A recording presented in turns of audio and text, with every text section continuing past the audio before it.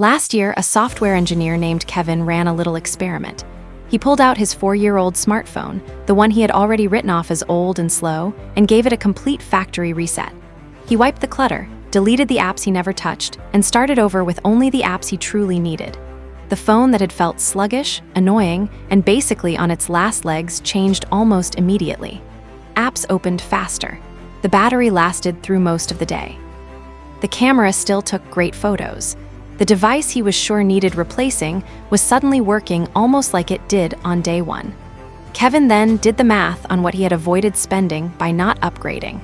The new phone he had been eyeing cost $1,200. With the usual 2-year payment plan, he would have ended up paying around $50 a month, plus higher insurance costs. Over 2 years, keeping the old phone instead of buying a new one saved him about $1,400.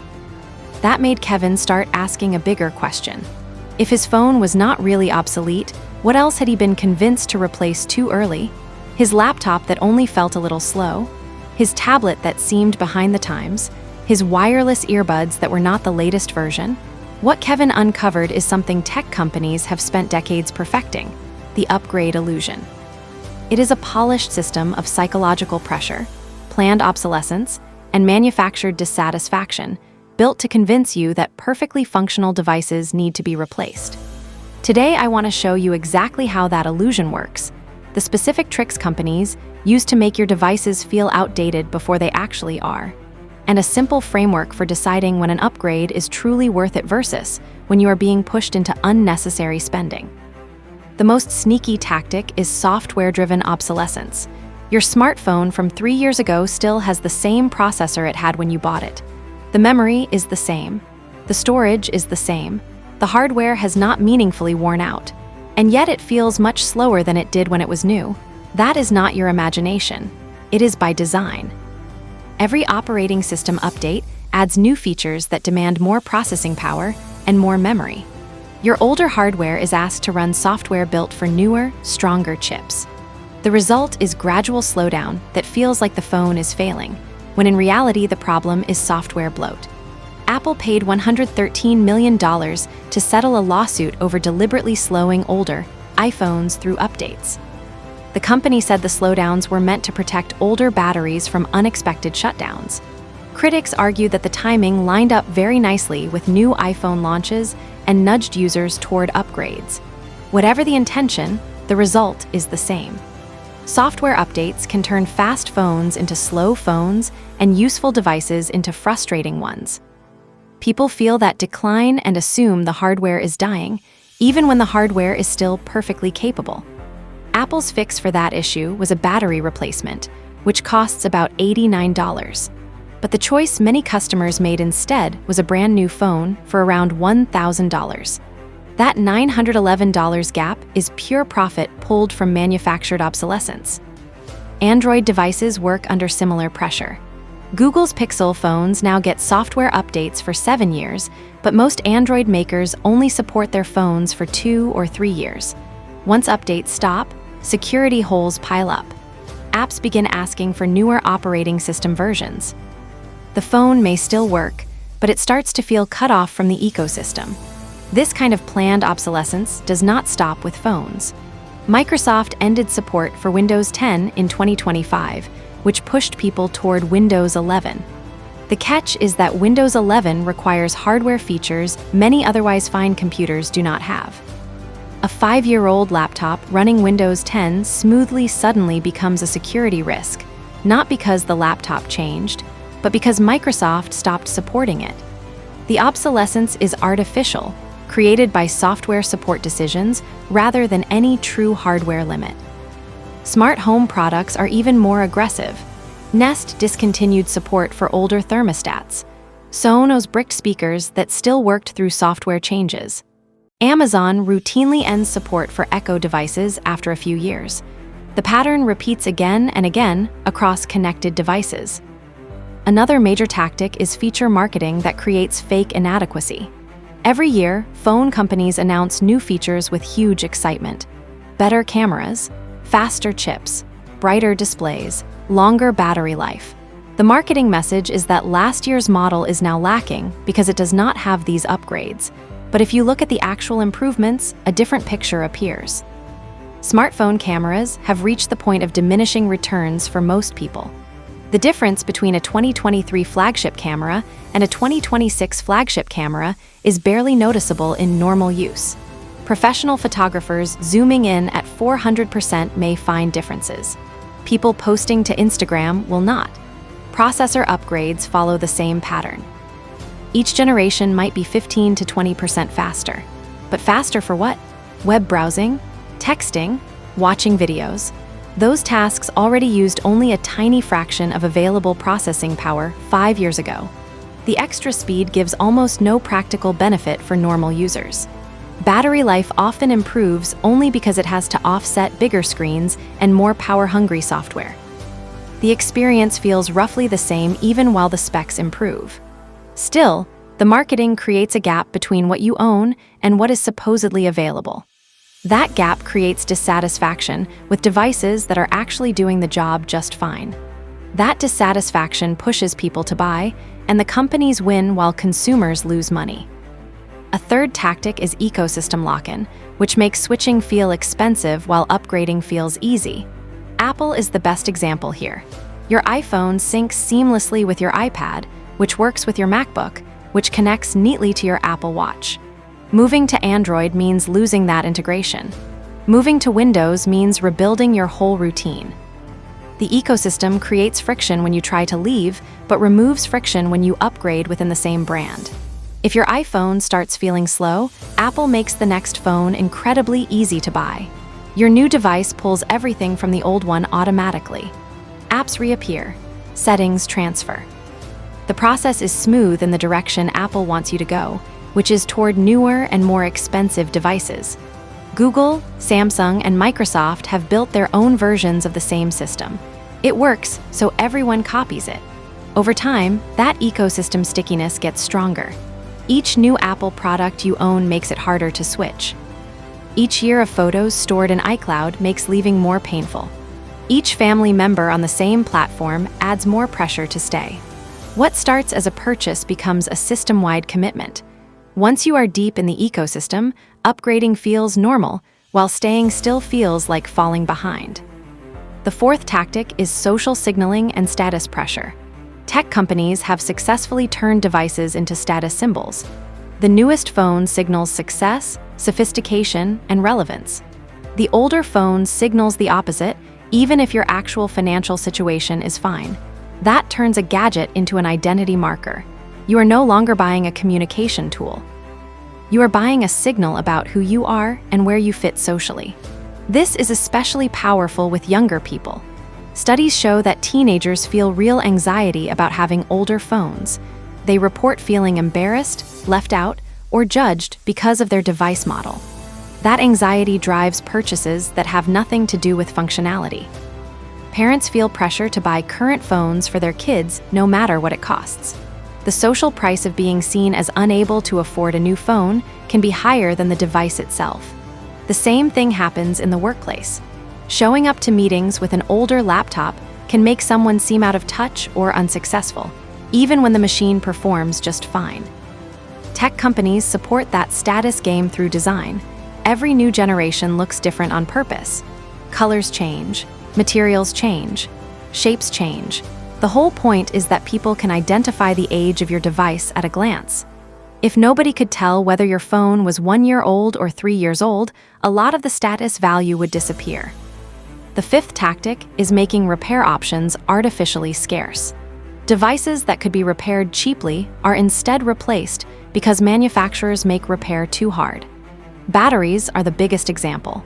They are the component most likely to wear out, yet many devices glue them in instead of making them easy to replace. A $30 battery fix becomes a $300 repair appointment or a $1,000 replacement. Screens, the thing most likely to break, often require special tools and proprietary parts. Third-party repair shops run into legal barriers, parts restrictions, and software locks that block unauthorized repairs.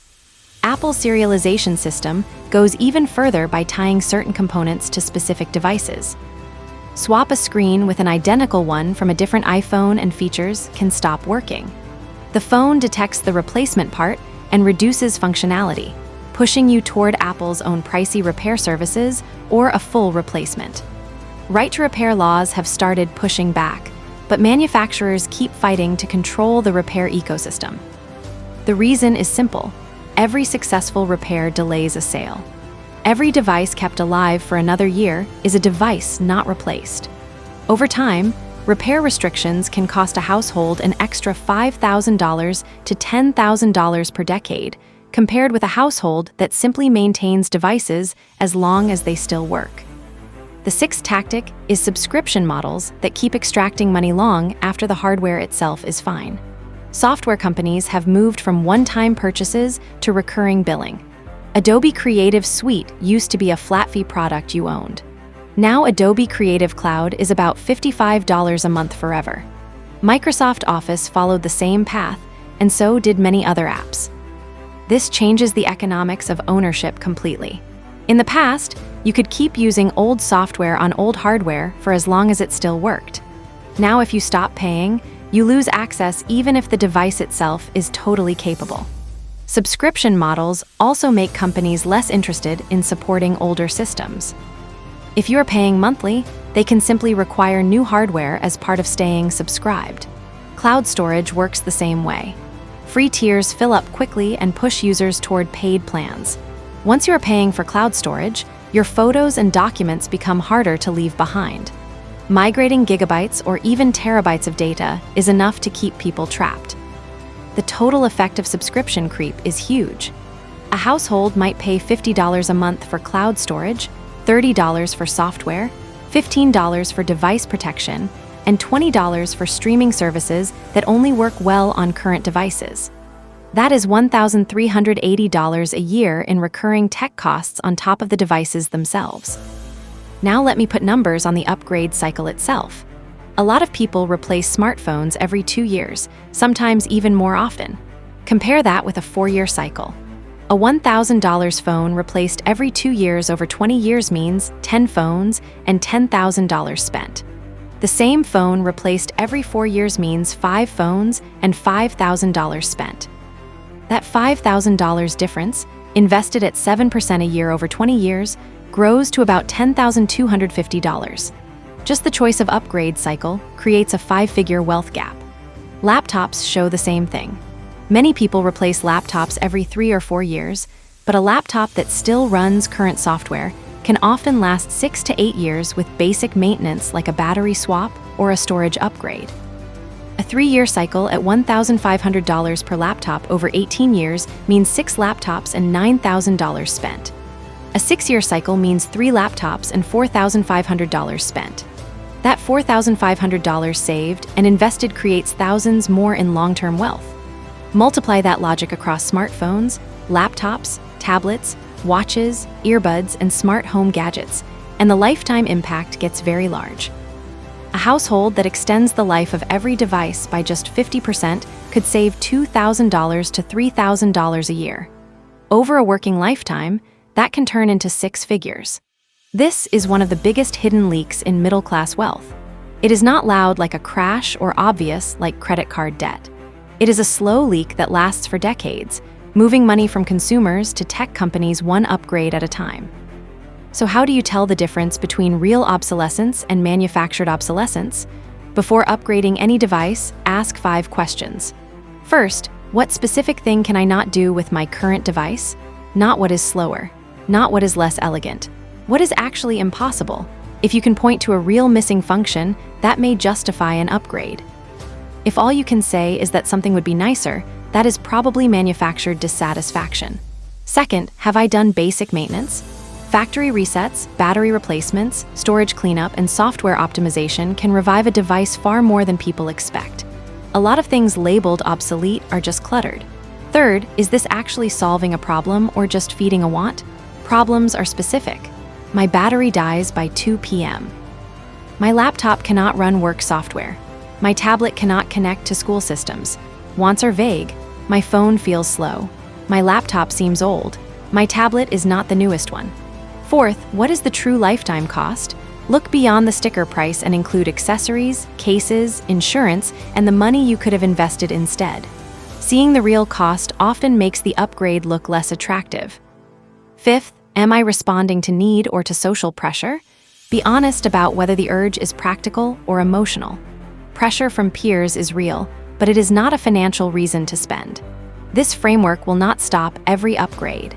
Sometimes new technology really is worth it, but it filters out a huge number of impulse buys that are really just responses to manufactured dissatisfaction. There are also some practical ways to stretch device life. For smartphones, the biggest issue is battery wear. Batteries naturally lose capacity over charge cycles. After 2 or 3 years, a battery that once lasted all day might barely last until afternoon. But battery replacement usually costs only $50 to $100 through the manufacturer or a reputable repair shop. Compare that with $800 to $1,200 for a new phone, and the math heavily favors repair. You can slow battery wear by charging smarter. Do not constantly drain the battery to zero or keep it at 100% all the time.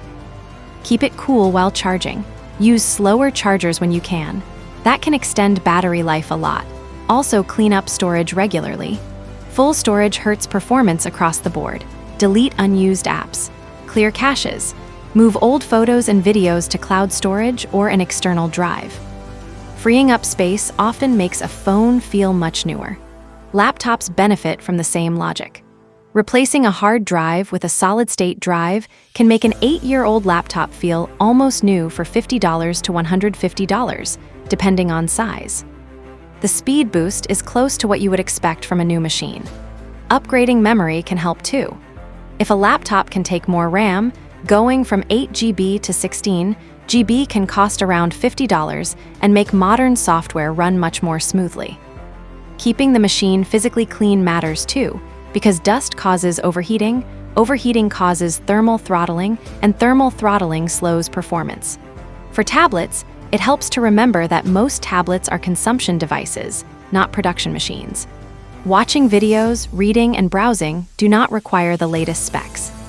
A 5-year-old tablet can often handle those tasks just as well as a current one. Before upgrading, ask what you actually use the tablet for. If the answer is Netflix and email, almost any working tablet is enough. The newest iPad Pro may be amazing, but it is irrelevant if you never use the features that justify the cost. Smart home devices deserve skepticism too. Every connected device adds complexity, security risk, possible subscriptions, and future obsolescence. Sometimes the smartest smart home decision is owning fewer smart devices. There are also times when an upgrade really does make sense. Professional work sometimes requires current equipment. A video editor may need more processing power than an older machine can provide. A photographer may need camera features a phone from 5 years ago simply does not have. A developer may need memory or storage that old laptops cannot support. If your income depends on device capability,